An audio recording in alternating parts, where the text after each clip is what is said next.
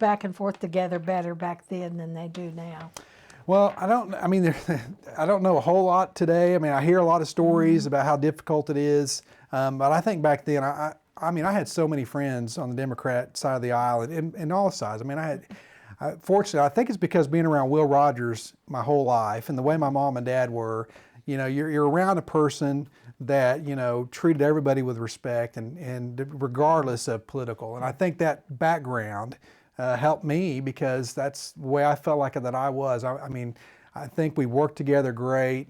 Even, you know, Governor Keating and Senator Taylor, you know, we're doing a big renovation here, which I know we'll talk about, but they're both serving on the committee to help us to raise money because they've lended their names because they were Republican and Democrat that worked together. I mean, you had your fights and your issues, of course, but ultimately, how do you work together? And they did, and I think we did. We worked together very well back then. We had, of course, Governor Henry was the Democrat governor, and it was just it was a good time. I really, really enjoyed the experience that I had.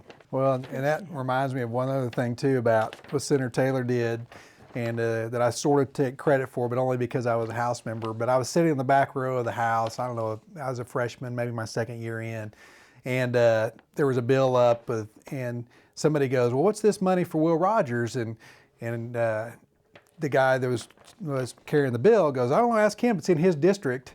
And it pointed at me, and I just go, "I'm for it," you know. And again, it was Senator Taylor was getting money, and I think it was for the statue that is now at the overpass on the turnpike. But Senator Taylor did it all, and I go, "I'm for it," and that was that. So He was always you know, both Republicans and Democrats. He referred to me, so I've worked a lot back and forth with him whenever I was at the newspaper. So. Your first